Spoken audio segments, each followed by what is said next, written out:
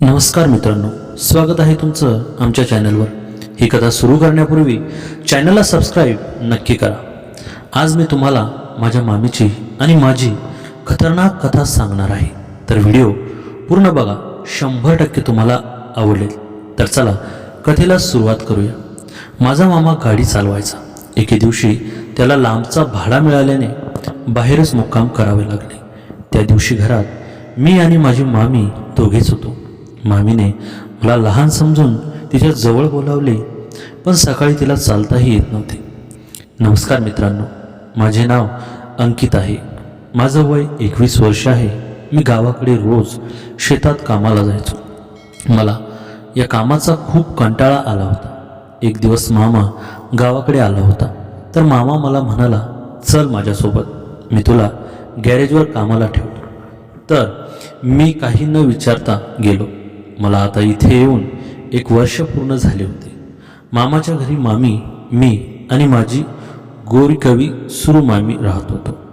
मामा गाडी चालवायचा, तो खूप कष्टाळू आहे, तर मामा हा कधी लांब भाडा घेऊन तिकडेच राहायचा।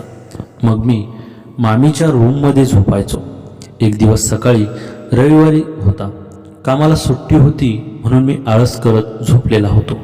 मामा गाडी घेऊन गेला होता। मामी आंघोळीसाठी गेली। माझी रूम समोरच्या बाजूलाच होती, तर मला मामी जाताना दिसल्या। मी तसा झोपून राहिलो। मामी परत आल्या आणि त्यांचा दरवाजा न लावता त्या निघत होत्या। मी त्यांना बघत होतो। मी बघून भानच हरपून गेलो। तितक्यातच तिची नजर माझ्यावर पडली आणि मी माझ्या रूममध्ये येऊन पडलो। नंतर त्या माझ्या रूममध्ये आल्या आणि म्हणाल्या, अंकित उठा, किती उशीर झालाय। मी भीत उठलो आणि माझा पुरुषार्थही उठलेला होता। मग नीट उठून बाथरूममध्ये गेलो। मामीने पाणी आणून टाकलं आणि मी फक्त आतल्या कपड्यांमध्ये होतो आणि माझा पुरुषार्थ ठळक दिसत होता। मामी लाजली आणि निघून गेली। मग मी फ्रेश होऊन बाहेर आलो। मामीने मला चहा दिला। मग माझ्या डोक्यात आता त्यांना सुंदर वेळेचा अनुभव करण्याचा विचार घुमत होता। मी मामीला म्हणालो, मामा इतके उशिरा येतात, लवकर जातात, तुम्हाला राग नाही येत का त्यांचा? मामी म्हणाल्या, कोण सांगणार त्यांना, नुसता पैसा पैसा करून नुसतं चालतं। मग मला कळालं की मामीला काय म्हणायचं आहे। मी म्हणालो, हो ना, तुमचं 2च वर्ष झालं लग्न होऊन, तुम्हाला कुठे फिरायला न्यायचं, काही करायचं, तर काय नुसता पैसा। मामी थोड्या नाराज झाल्या। मग मी चहा पिऊन बाहेर गेलो। आज मामांचा फोन आला। मामा म्हणाला, मी आज येणार नाही, दरवाजा लावून घ्या। मी मामीला सांगितले। मग रोजच्यासारखं जेवून मामीच्याच रूममध्ये झोपलो। मला गाढ झोप लागली होती। त्या कधी माझ्या बेडवर येऊन झोपल्या मला कळलंच नाही। मला स्पर्श झाल्यासारखे वाटले। मी डोळे उघडले तर मी चकितच झालो। ती माझ्याजवळ येऊन झोपलेली होती। मी तिची छाती पाहून माझा पुरुषार्थ दाटून आला होता। मी तिच्यावर हात टाकला आणि 5 मिनिटं तसा झोपून राहिलो। मग थोडं धाडस करून तिच्या व्यक्तिमत्वावर हात ठेवला। ती गाढ झोपेत असावी। मग मी मागून पुढे सारखं तिला स्पर्श करत होतो, तरीही ती शांत होती। मग मला वाटलं, नको जाऊ दे, कशाला, पण हवस नव्हती। मग मी तिच्या व्यक्तिमत्वामध्ये हात घातला आणि मोठा श्वास घेतला। ती मात्र शांतच होती। मग मी तिच्या व्यक्तिमत्वावर दाब दिला तर मला जाणवलं की ती पण आता मोठा श्वास घेत आहे। मग मी मामीला माझ्याकडे वळवली तर तिने मला घट्ट मिठी मारली। मग काय माझा रस्ता मोकळा झाला। तिलाही हेच हवं होतं हे कळून चुकलं। मग मी मामीच्या ओठांचा किस घ्यायला सुरुवात केली। ती मला साथ देत होती। दोघांचे श्वास एक झाले होते। आम्ही असेही काही वेळ करत होतो। मग मामी म्हणाली, काढण्याबाहेर। मामीचे ते शब्द ऐकून माझा उत्साह आणखीनच वाढला। त्यांनी माझ्याकडे त्या नजरेने पाहिले। त्यात एक प्रकारची ओढ आणि अनेक दिवसांची भूक स्पष्ट जाणवत होती। मी पुन्हा त्यांना जवळ घेतले आणि त्यांच्या गळ्यावर हलकेच ओठ टेकवले। मामींच्या शरीराची उष्णता आता चांगलीच वाढली होती। त्या माझ्या मिठीत अक्षरशः विरघळून गेल्या होत्या। त्यांच्या शरीराचा तो मंद स्पर्श आणि सुगंधाने माझे भान हरपले होते। मी हळुवारपणे त्यांच्या कमरेवर हात फिरवला तर त्यांनी सुस्कारा सोडत मला अधिकच घट्ट धरले। खोलीतल्या त्या अंधुक प्रकाशात मामींचे रूप एखाद्या अप्सरेसारखे दिसत होते. त्यांनी हळूच माझा हात पकडला आणि त्यांच्या हृदयाच्या ठोक्यावर ठेवला. मी त्यांचा एक हात पकडून स्वतःकडे ओढले आणि आमच्या ओठांची पुन्हा एकदा भेट झाली. यावेळी ती अधिकच प्रेमळ होती. मामी आता पूर्णपणे सावरून माझ्याकडे पाहत होत्या. त्यांच्या हालचालीमधून हे जाणवत होतं की त्यांनाही या क्षणांची खूप दिवसांपासून प्रतीक्षा होती. आम्ही दोघेही एकमेकांच्या भावनात इतके गुंतलो होतो की बाह्य जगाचा आम्हाला विसर पडला होता. रात्रीचा तो प्रहर आणि आमची ती जवळी एका वेगळ्या शिखरावर पोहोचली होती. तो अनुभव शब्दात मांडता येणार नाही असा होता. पण त्या रात्री आम्ही दोघांनीही एकमेकांच्या सोबतीचा पूर्ण आनंद घेतला. मामींच्या त्या शब्दाने जणू माझ्या मनातली उरली सुरली भीतीही पळून गेली. खोलीतल्या शांततेत फक्त आमच्या श्वासांचा आवाज गुंजत होता.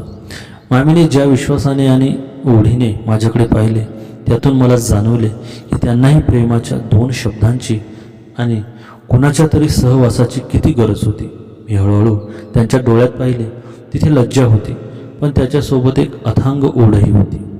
मी त्यांच्या कपाळावर हलके चुंबन घेतले, ज्यामुळे त्या थोड्या शांत झाल्या. त्यांनी आपले डोके माझ्या खांद्यावर ठेवले आणि म्हणाले, अंकित, आजवर माझ्या मनात खूप काही साठवून ठेवलं, पण आज तुझ्या सहवासात सगळं विरघळून गेल्यासारखं वाटतं. त्या रात्री वेळ जणू थांबली होती.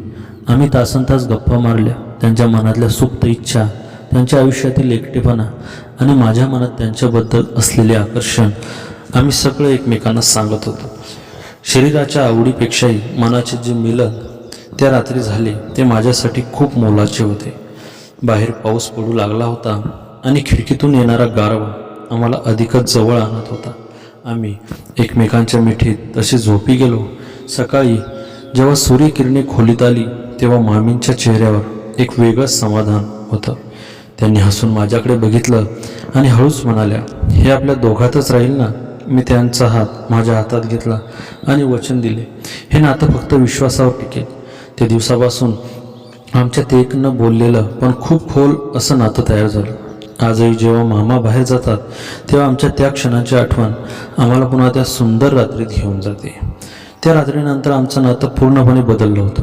आता आम्ही फक्त एकाच घरात राहणारे मामी आणि भाची उरलो नव्हतो, तर आमच्यात एक गुप्त करार झाला होता. पण म्हणतात ना, पापाची आणि प्रेमाची पाऊल लपत नाहीत, तशीच काहीशी व्हायला सुरुवात झाली. काही दिवसांनी मामांची वागणूक बदलल्यासारखी वाटू लागली. एके दिवशी मी गॅरेजहून लवकर घरी आलो तर मामा हॉलमध्ये बसून मामीकडे एकटक बघत होते. मामी स्वयंपाकघरात काम करत होत्या, पण त्यांच्या चेहऱ्यावरची ती भीती मी स्पष्ट पाहू शकत होतो.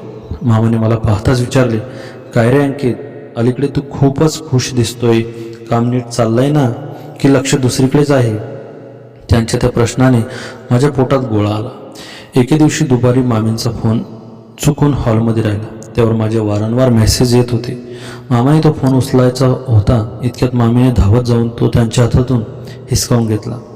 मामा काही बोलले नाही, पण त्यांच्या डोळ्यातला संशय आता स्पष्ट दिसू लागला होता. त्यांनी जाताना मला विचारले, अंकित, तुझा आणि मामीच्या मोबाईलवर इतका काय संवाद असतो?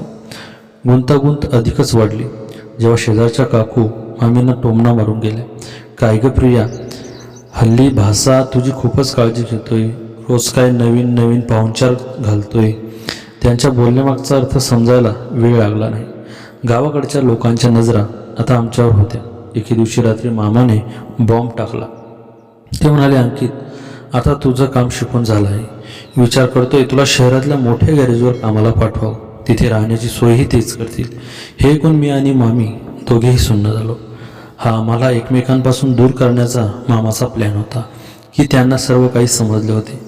मामांना संशय आला होता, पण त्यांनी इतका भयानक बॉम्ब सापळा रचला असेल याची आम्हाला पुस्तही कल्पना नव्हती. मामाने अचानक जाहीर केलं त्यांना पुण्यासाठी सलग 3 दिवसांची भाडे मिळाली आणि ते सलग 2 रात्री बाहेरच राहणार आहे.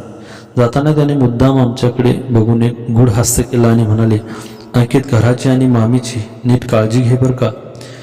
त्यांच्या जाण्याने आम्हाला वाटले की रस्ता मोकळा झाला आहे. त्या रात्री आम्ही पुन्हा एकत्र होतो. घराबाहेर पावसाचा कडकडाट सुरू होता, त्यामुळे बाहेरच्या जगाचा आम्हाला विसर पडला होता. रात्रीचे साधारण 2 वाजले असतील.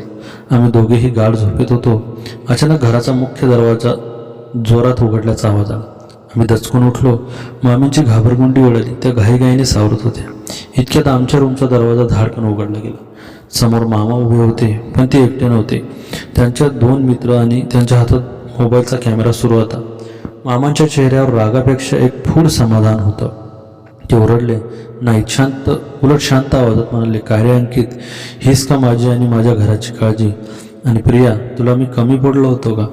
मामी रडू लागल्या. त्यांनी मामाचे पाय धरले, पण मामाने त्यांना झटकले.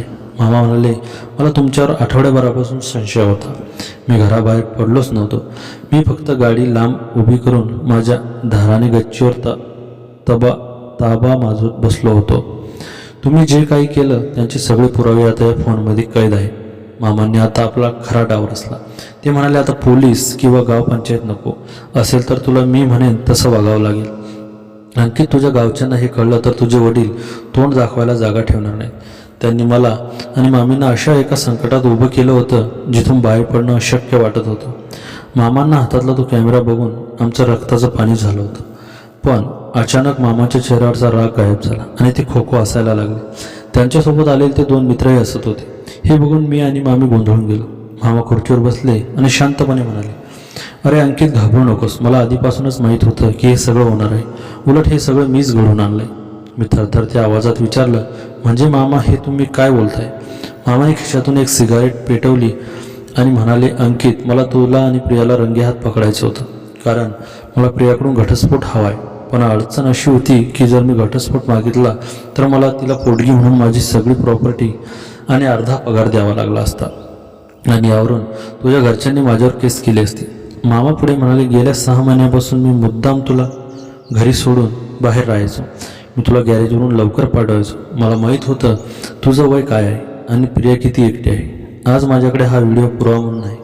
आता मी कोर्टात सिद्ध करू शकतो की प्रियाचे तुझ्याशी संबंध आहेत. आता घटस्फोट घेताना मला तिला 1 रुपयाही द्यावा लागणार नाही.